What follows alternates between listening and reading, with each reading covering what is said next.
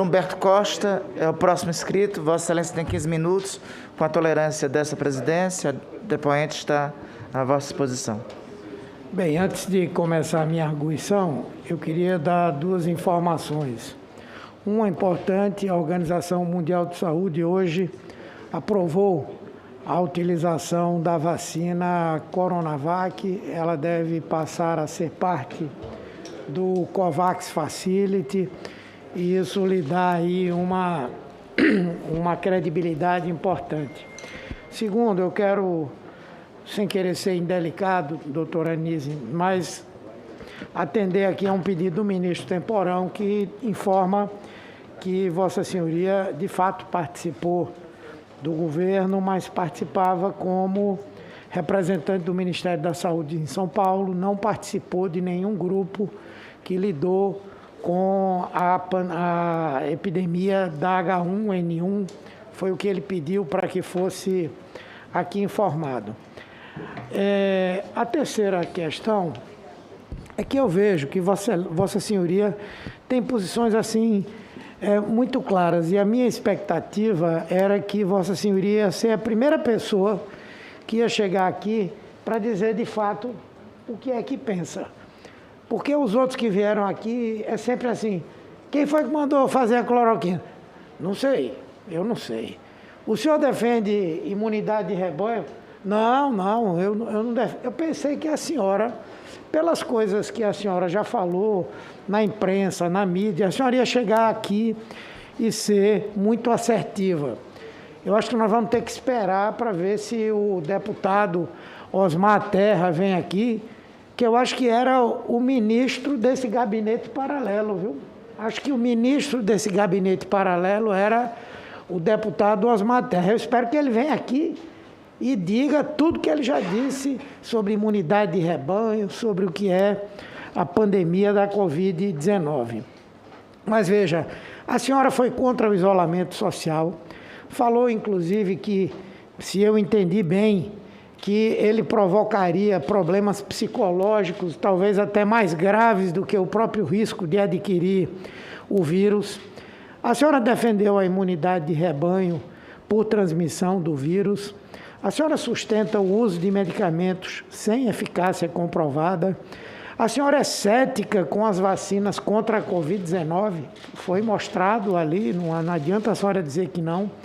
E afirmou que não era possível vacinar idosos e pessoas com baixa imunidade, que são, na verdade, o público-alvo principal do plano de vacinação, não é? A senhora trouxe aqui uma informação importante, que teve uma reunião com o senhor Arthur Weintraub, 24 de agosto. É importante, relator, investigar adequadamente, porque essas reuniões que nós temos registros aqui não tiveram a participação só dessas pessoas. Os assessores, como esse senhor Arthur Weintraub, provavelmente aqueles outros que a gente de vez em quando ouve aqui, a turma do Gabinete do Ódio, devem ter sido participantes também dessas reuniões desse gabinete paralelo. Eu não vou repetir as perguntas que foram feitas, mas eu quero fazer algumas perguntas. Agora, eu queria pedir à senhora que a senhora me respondesse sucintamente, sim ou não. Primeiro, doutora Anísio, ao longo da pandemia, a comunidade científica internacional descartou a estratégia de uso da cloroquina depois de várias pesquisas que falharam em demonstrar a eficácia desses medicamentos em prevenir a Covid-19 ou mesmo em atenuar os sintomas da doença. Ainda assim, a senhora continua defendendo o tratamento precoce à base de cloroquina, sim ou não? A senhora sabe quem é esse cidadão aqui? Toda semana ele é citado aqui. É um cientista francês chamado Didier Raoult. Toda semana é falado nesse cidadão aqui. Esse cidadão foi um dos primeiros a fazer uma pesquisa com cloroquina com 48 pessoas, disse que tinha dado resultado. seus pacientes. Foi processado pelo Colégio Médico da França e depois revelou que, de fato, o tratamento não traz vantagens em relação às mortes por Covid-19 e outras afirmações que ele fez também. Então, não são apenas a OMS e outras instituições que fizeram investigações, até os que defendiam essa tese, não é, mudaram de opinião. A senhora fez parte do chamado gabinete de crise, né? Eu participei em uma reunião do gabinete de crise. O que foi dito é que a senhora foi convidada a fazer parte do gabinete de crise. Não, eu participei de uma reunião. Eu entendo que gabinete de crise é para discutir a crise, o que estava acontecendo, todas as saídas. Nesse gabinete de crise, falaram no número de pessoas mortas, no número de pessoas infectadas. Alguém deu esse informe naquele momento. No dia de hoje, tem tantas mil pessoas que morreram e tal. Foi dada essa informação lá? Nessa reunião que eu participei, não. Não. Falaram nessa reunião sobre necessidade de isolamento social, lockdown. Não foi discutido isso. Falaram sobre utilização de máscara. Não foi discutido isso. Na minha Falaram reunião, não. sobre aquisição de vacina. Não existia essa prerrogativa nessa época. Foi em abril de 2020. Então, não se falava ainda na aquisição de vacinas. Eu não sei que gabinete de crise era esse de Bolsonaro, não. Porque tudo que se tinha que falar e discutir como medida, não se falava. Esse gabinete era o gabinete, na verdade, da cloroquina. Enquanto o Brasil estava discutindo todas essas medidas a que eu estava me referindo aqui agora, o presidente da República, na verdade, não era aconselhado sobre coisas que eram tão importantes, tão evidentes. Isso reforça, inclusive, o aspecto de que havia um paralelismo entre essas reuniões, entre esse agrupamento, entre esse gabinete de crise, não é? Lá se discutiu alguma vez essa tese da imunidade de rebanho? O senhor me desculpe, eu participei de uma reunião e a única coisa que eu soube é que estava com um problema com as EPIs. Então, eles estavam com bastante problema para a importação de insumos de UTIs. Foi isso que o doutor Mandetta nessa reunião falou.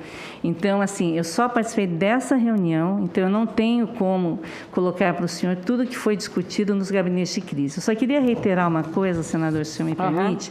Eu tenho aqui uma declaração do doutor Temporão, que é meu amigo, uma pessoa querida, mas eu trabalhei entre 2007 e 2010.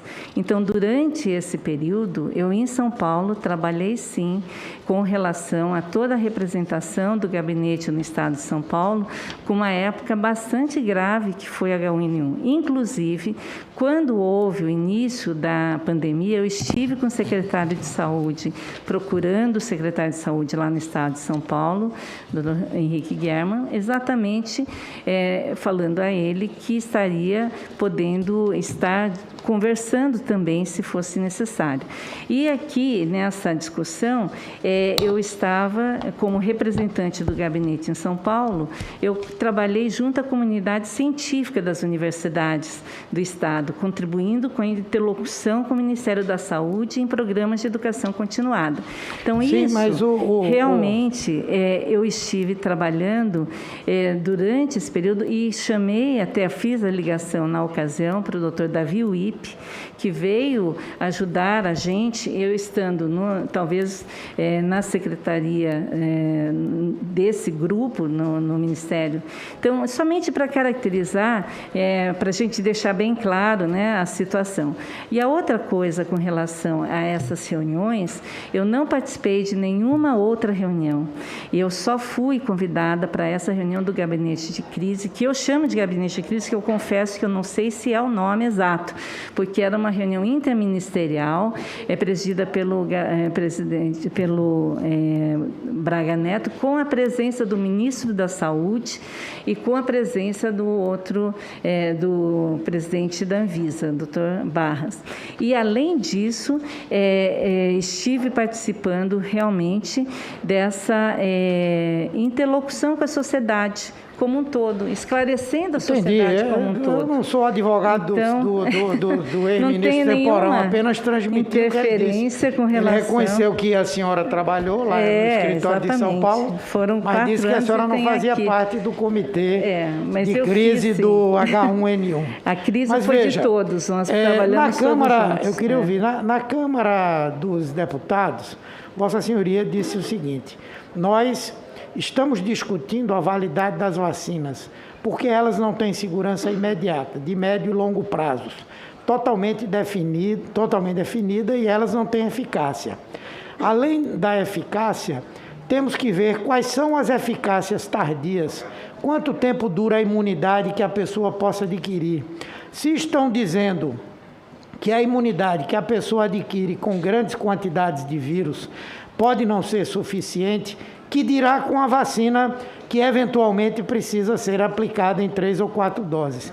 Pelo que eu entendi, Vossa Senhoria estava dizendo que a imunidade que é obtida pelo fato de contrair a doença, contrair o vírus, é maior do que aquela conferida pela vacina? Não, Em breves palavras, porque eu tenho tão pouco tempo, por favor. Então, deixa eu só esclarecer. Nessa reunião, eu disse que não devíamos, era uma reunião prévia ainda a toda a submissão de documentos. Eu falei que nós precisávamos estudar as toxicidades tardias e a longo prazo. Por isso que não dava ainda para fazer um registro absoluto de todas as vacinas.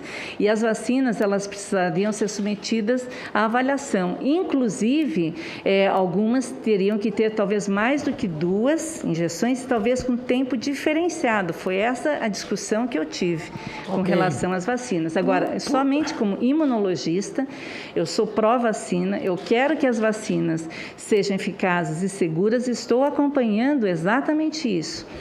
Ok. Olha, eu queria fazer uma pergunta à senhora. Na verdade, quando a senhora disse que na Suécia começaram com a tese da imunidade de rebanho, mas não deu certo porque não houve o tratamento. Quer dizer, seria esse tratamento precoce. Quer dizer, os suecos desconheciam a existência da cloroquina. Talvez se tivesse juntado as duas coisas, teriam dado certo. Mas tudo bem, vamos pegar aqui no Brasil. No Brasil, do mês de março de 2020 ao mês de março de 2021, foram vendidos 52 milhões de comprimidos do chamado kit dos 4 medicamentos. Só em farmácias privadas. Nós não estamos falando do SUS, fora o SUS. Só hidroxicloroquina foram vendidos 32 milhões de comprimidos, 13 milhões de caixas. Quando a Folha de São Paulo fez recentemente, pelo Datafolha, uma pesquisa, dia 11 e 12 de maio, as pessoas pesquisadas, 23% da população brasileira tomou algum dos medicamentos do kit de tratamento precoce da Covid-19. Eu pergunto à senhora, se o Brasil fabricou tanto medicamento, vendeu tanto medicamento e tanta gente tomou esse medicamento, não era para o número de pessoas mortas, que são 463 mil quase, ser um número bem menor? Isso não é a maior confirmação de que a senhora e mais um grupo de pessoas cometeram uma gigantesca ilegalidade ao defender que as pessoas utilizassem um medicamento que não é que não tem comprovação feita, é que tem comprovação que não serve para o atendimento da Covid-19. Transformaram em política pública a utilização de um medicamento que não tem reconhecimento por parte da Anvisa, daquela indicação que falam tanto aí de off-label. Me responda, não era para o Brasil ser um dos que tivesse menos gente morta por conta da utilização de tanta cloroquina?